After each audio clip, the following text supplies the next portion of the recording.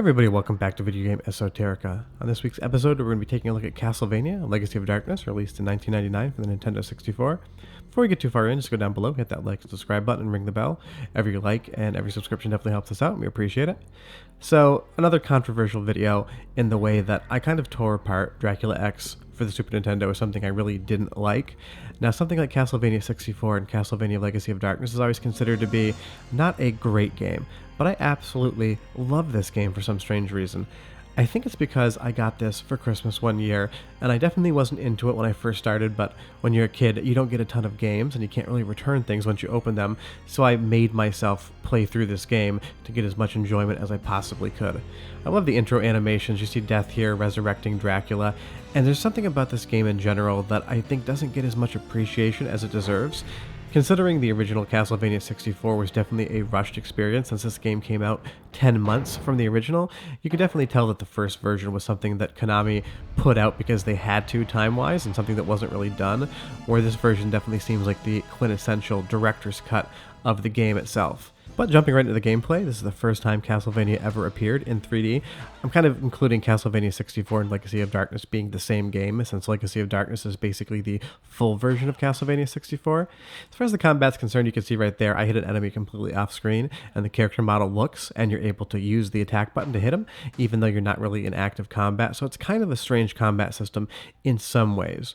I definitely say that the jumping and overall navigation mechanics can be clunky at times as well. You do get that nice ledge grab and it is pretty magnetic, but you're definitely going to fall a lot. And you're going to see that in my playthrough. Falling is definitely a large component of the game. But even with that, it definitely doesn't put you too far back if you do die. There's plenty of save points and plenty of continue points. So really a death isn't a huge setback compared to Castlevania games, previously. If you died in something like Super Castlevania 4, you'd have to go back to almost the beginning of the stage. And if you had to continue, you started that stage over with no power-ups whatsoever. So Legacy of Darkness is definitely more forgiving. It lets you hold a little bit more of your power-ups to your next life. And that's definitely something I do appreciate.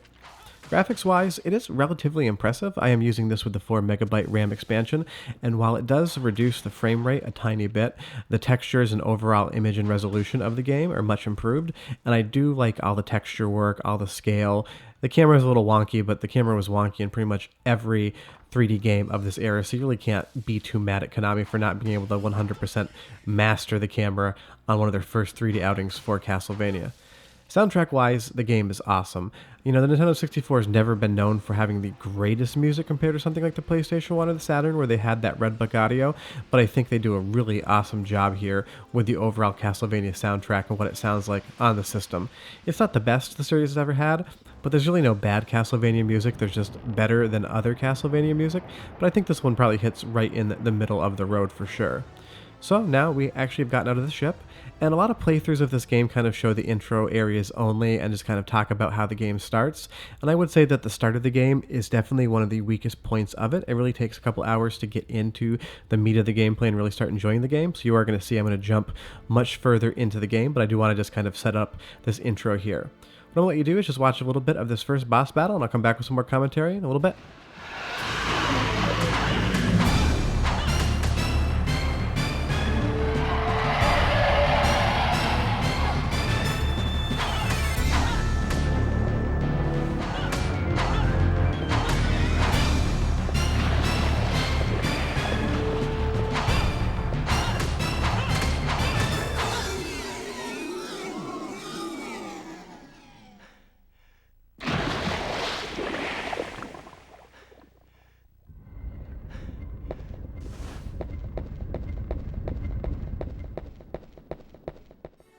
Now we're ascending the first tower in the game, and that's definitely something I like about Legacy of Darkness. There's a lot of verticality to the overall gameplay.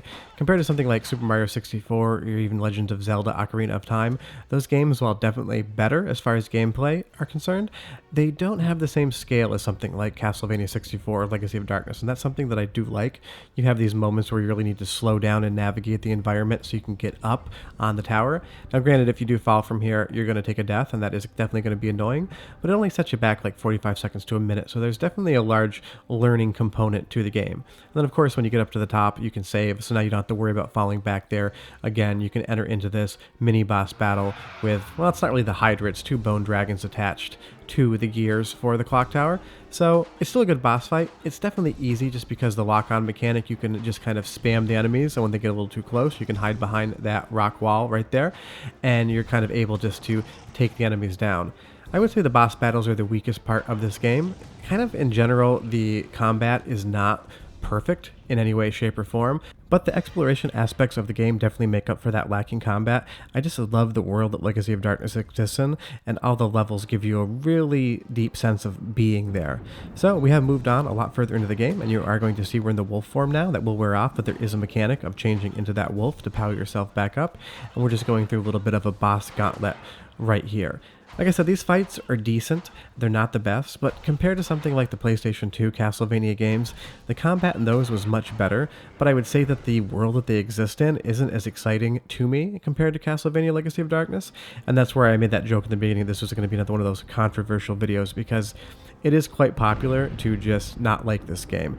You know, the general consensus is that the Castlevania games on the Nintendo 64 were bad, and definitely compared to what we were coming from with the 16-bit era, and even things like Symphony of the Night, this game isn't those games. But I don't think it really ever tried to be. You do see that I take a terrible jump there and I just die. Apparently you can't swim, and that's something that you're going to have to deal with, is those regular deaths, just because the control scheme is a bit hard. And I do think that's another reason why this game just kind of takes a lot of hate from players and reviewers, is that the mechanics of actually moving can be quite clunky. But I can't really fault Konami too much for that, because obviously they had been spending all of their time developing 16-bit games, and if you take a lot of other games from this era that were full 3D, a lot of the camera work and a lot of the controls were still in their infancy, so you can't really fault it too much for being not great. I mean, definitely when the game came out, I could see where the reviews may have been not stellar because of that, but looking back now with all those games in this era, Nintendo 64, PlayStation 1, and Sega Saturn, all the controls were always pretty clunky. If you play the original Tomb Raider, it's still a fun game to play, with the controls on that are terrible compared to modern day games. So I think that's something that you do need to take into account when you play this game. But I definitely do recommend it, just in the fact that the world that it inhabits and the overall story are definitely fun, and it's just something that's an experience. It's challenging, it's rewarding, there's trial and error. When you actually make an accomplishment, you do feel like you did a great job. But all you do is watch a little bit more footage, and I'll come back in a few minutes and close the video out on Legacy of Darkness.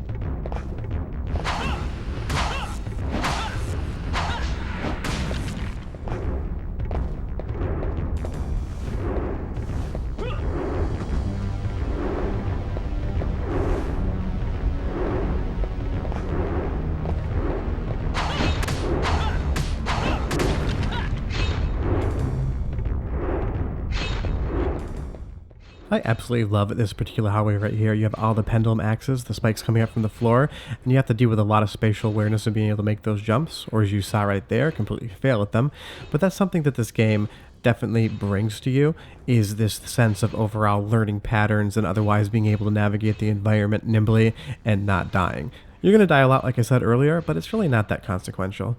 If you do want to play this game, I definitely recommend getting Legacy of Darkness versus the original Castlevania 64, just because it's the more fully featured version of the game.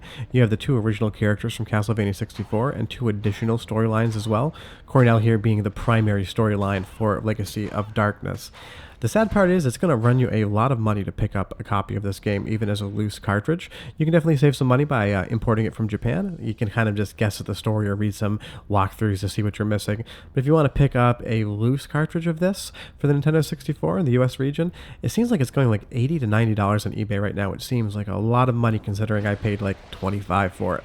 And if you want it complete in box, you're definitely going to go much higher in value than that loose cartridge. Kind of the same with Castlevania Dracula X on the Super Nintendo. That game is just crazy rare now, and a nice condition cartridge is going to run you like $100. So these games, weirdly, have become rare. And now you're in this little lava area here, which is a giant pain. There's a lot of precise jumping and navigation, and any misstep, if you go in that lava, you're 100% dead. But short of that, we really enjoyed bringing you this episode. Legacy of Darkness is one of those games that I think is just kind of a hidden gem if you can kind of get used to the overall mechanics and gameplay. But we'll be back on Friday with another episode in our Technicality series, and back on Tuesday with another episode in our Dracula series. Short of that, watch me die right here. Really made me mad. Have a great week. Bye-bye.